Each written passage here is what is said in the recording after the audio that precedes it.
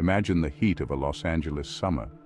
The air is thick, almost suffocating, and the city seems to be holding its breath.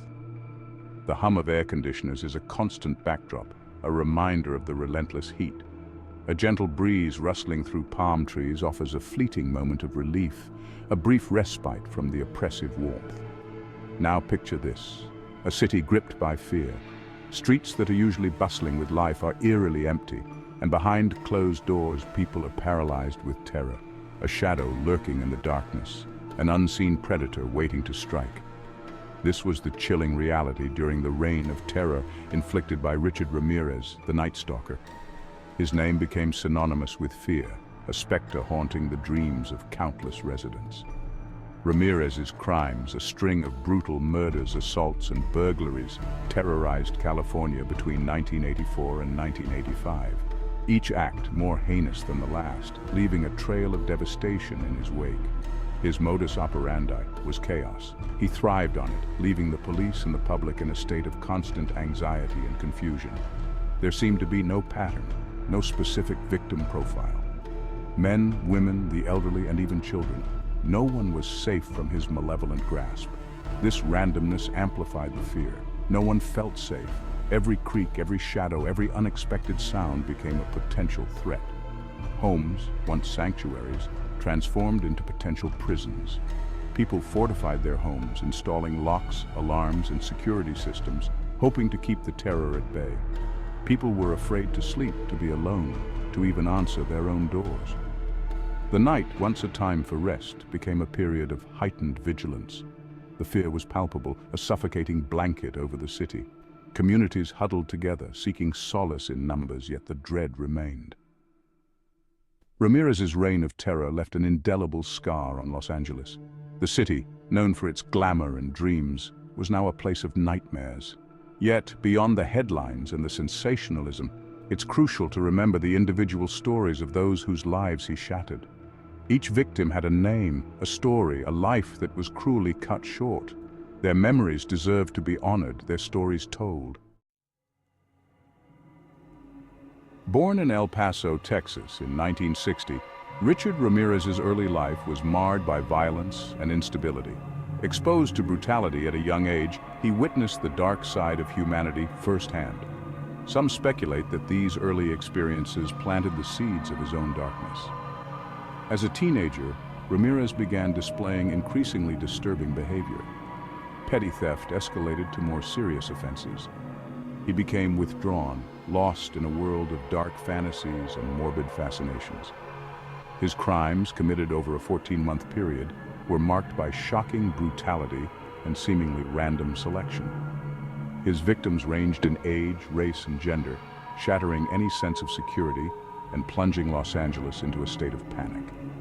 While it's tempting to dwell on the psychology of the killer, to dissect the motivations behind such evil, the focus should remain on the victims. Their stories deserve to be told, their lives remembered, their loss acknowledged. Mabel Bell, 83, lived alone in her modest apartment in Los Angeles. A woman of quiet strength, she represented the heart of her community. On a fateful night in 1985, her life intersected with Ramirez's in a horrific encounter. Ramirez, true to his moniker, entered her home under the cover of darkness. What followed was a brutal attack, leaving Mabel severely injured. Yet, even in the face of such terror, Mabel displayed remarkable courage. Despite her injuries, Mabel managed to escape and alert her neighbors, her cries for help piercing the night.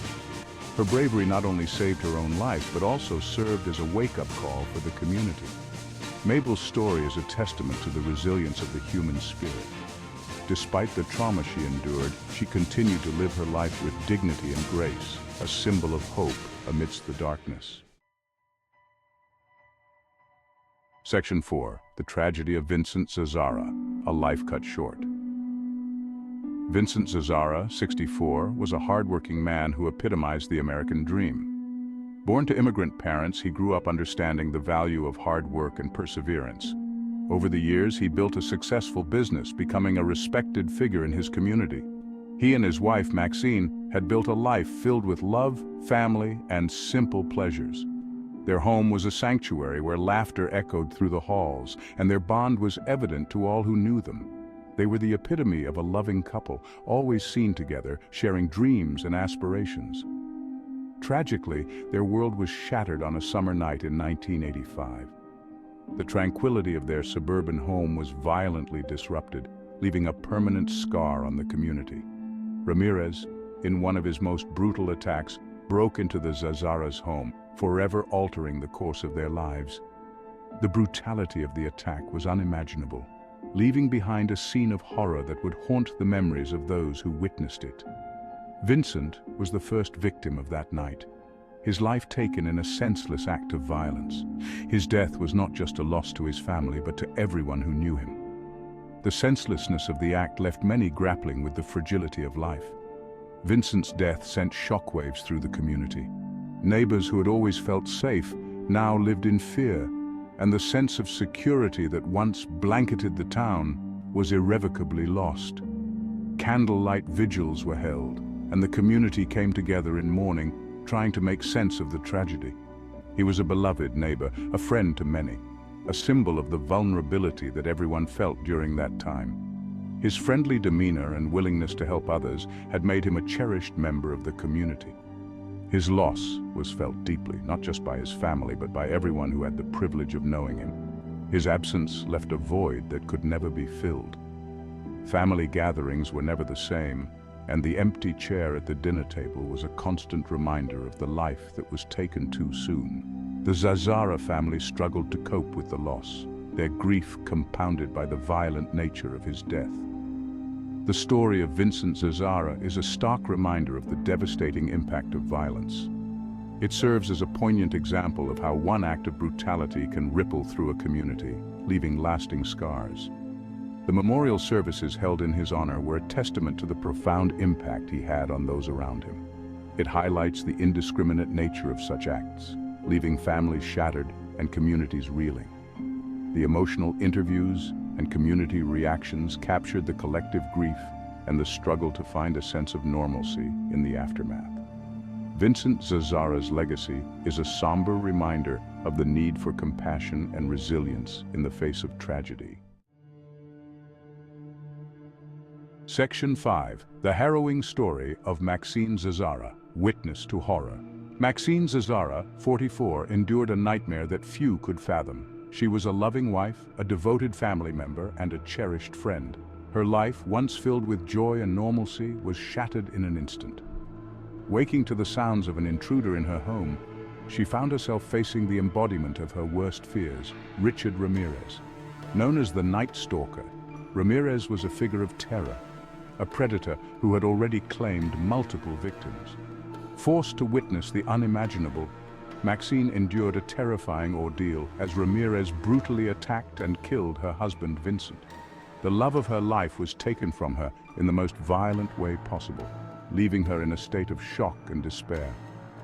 The trauma inflicted upon her that night was profound, leaving scars that ran far deeper than any physical wound. The psychological impact was immense, a haunting memory that would stay with her forever. Despite the unimaginable horror she experienced, Maxine somehow found the strength to fight back. In the face of overwhelming fear, she resisted, refusing to let Ramirez have complete control over her fate.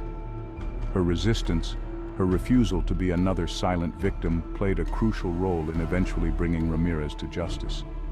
Her bravery provided crucial evidence that helped law enforcement in their pursuit of this dangerous criminal. Maxine's story is a testament to the strength of the human spirit, the ability to find courage in the face of unimaginable terror. Her actions that night were not just about survival. They were about standing up against evil. Her survival, both physically and emotionally, is a beacon of hope in the darkest of times. Maxine's journey of recovery, her resilience, and her determination to live on despite the horrors she faced, serve as an inspiration to many. Her story reminds us that even in the face of pure evil, the human spirit can prevail. Section 6. The Strength of Lillian Lowe, Survival and Resilience. Lillian Lowe, 86, was known for her independence and zest for life. Living alone in her Los Angeles bungalow, she cherished her routine and her quiet independence. However, her world was turned upside down one night in 1985. Attacked in her home by Ramirez, Lillian survived a horrific ordeal. Her resilience, her determination to live, shone through even as she faced her attacker with remarkable bravery. Despite the trauma she endured, Lillian refused to let fear dictate her life. She continued to live independently, her spirit unbroken by the darkness she had faced. Her story is a testament to the indomitable human will. Lillian's experience, like those of many other survivors, underscores the importance of support and understanding for victims of violence. Their stories are not defined by the crimes committed against them, but by their strength and resilience in the aftermath.